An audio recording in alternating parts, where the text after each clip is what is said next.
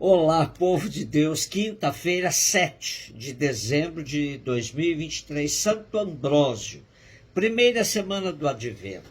A nossa reflexão de hoje é a partir de Isaías 26, de 1 a 6, Mateus 7, 21, 24 a 27.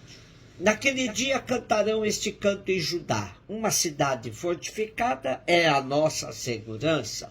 O Senhor cercou-a de muros e antemuro.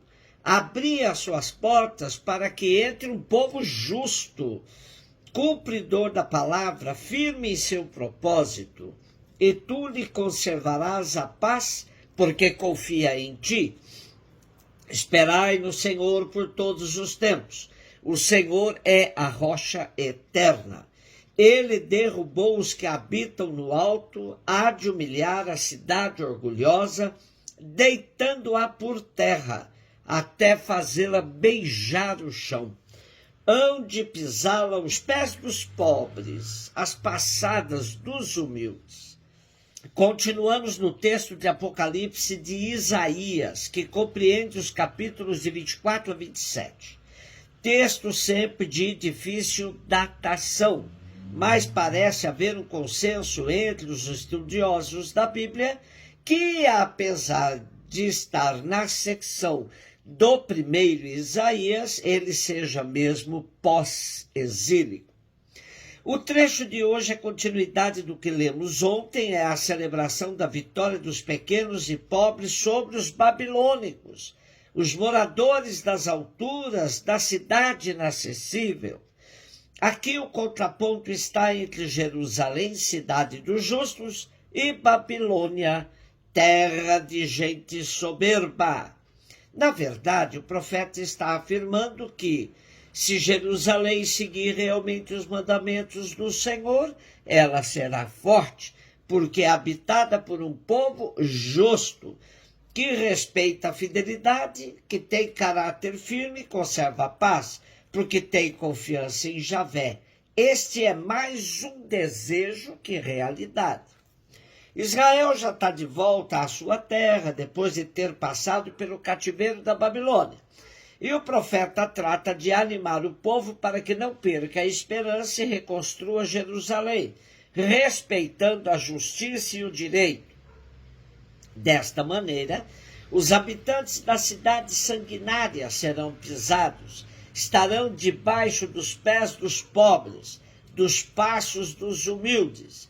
Pelo que conhecemos da história, a volta à sua terra depois do exílio não foi nada fácil, pois a terra não havia ficado de todo desabitada. O resto de Israel, que havia ficado, tratou de lavrar a terra e tocar a vida durante os anos que durou o exílio. O povo que ficou não gastou tempo construindo templos e nem se preocupou com a edificação da cidade. Tinha outro foco. Esse projeto em torno de Jerusalém, onde todo Israel se congrega para adorar o Senhor, na verdade, nunca se concretizou.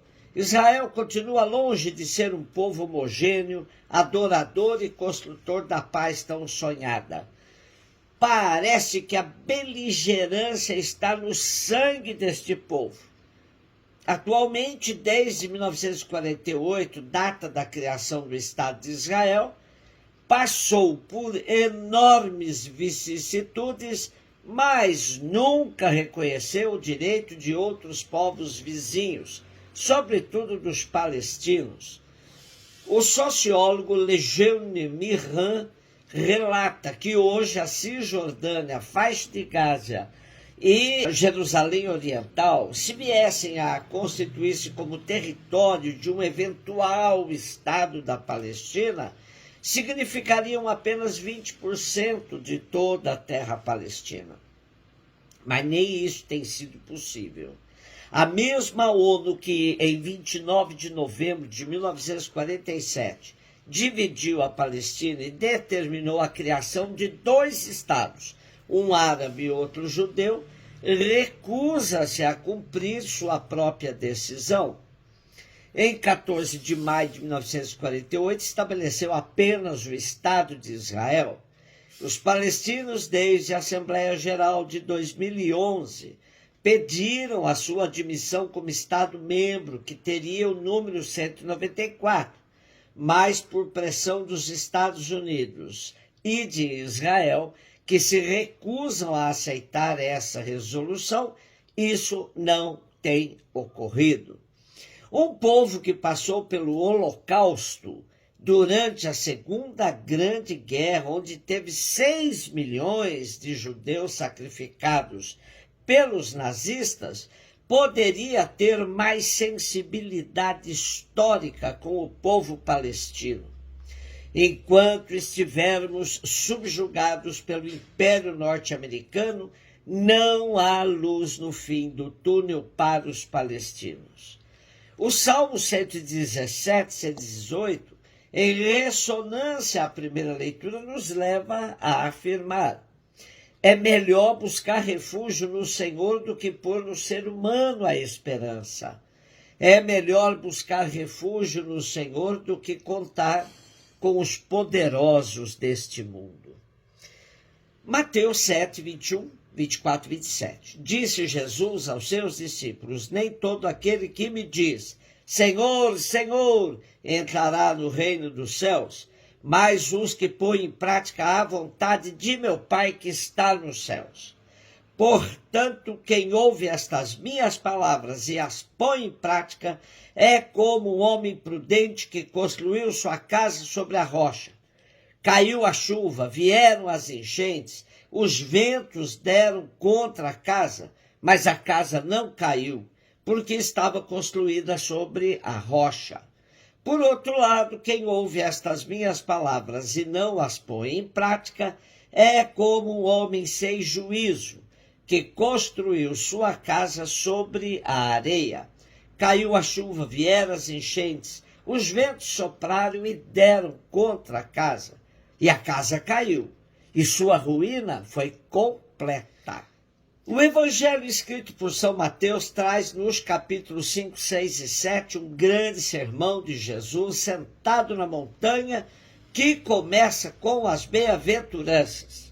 Na verdade, Mateus tenta passar a imagem de Jesus como o novo Moisés, aquele que traz a nova lei, base na nova aliança do povo de Deus. Nos capítulos 5 e 6, tem-se o próprio Jesus fazendo uma revisão da lei dada por Moisés, de forma a levá-la à perfeição.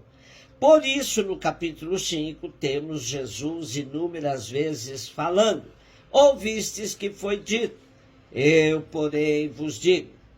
No capítulo 6, Jesus corrige a maneira de dar esmolas, de jejuar e de orar, e ensina aos seus discípulos a oração do Pai Nosso. Já no capítulo 7, terminando o grande sermão, aparece esse trecho que foi lido hoje, onde Jesus define quem são os verdadeiros discípulos. Estes são os que ouvem a palavra de Deus e a colocam em prática. Como era de seu costume, Jesus conta uma pequena história para levar seus ouvintes a distinguirem o homem prudente do homem que não tem juízo. O prudente é aquele que construiu sua casa sobre a rocha, capaz de suportar toda a tempestade. O sem juízo construiu sua casa sobre a areia, que não resiste à primeira ventania.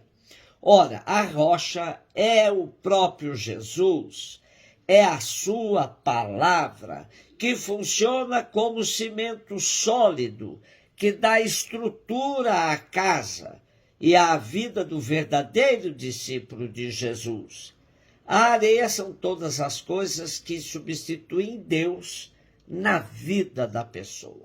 Celebramos hoje Santo Ambrósio, nascido no século IV, antes de ser bispo de Milão, foi prefeito de pequenas localidades, onde se destacou por sua imensa capacidade de administrar conflitos. Conta-se que ele não era nem batizado quando, numa assembleia popular, foi escolhido pelo povo para ser bispo. O Papa Dámaso aceitou a indicação popular e o introduziu na fé cristã e o fez bispo. Era excelente orador e provocou a conversão do grande Santo Agostinho. Um beijo no seu coração.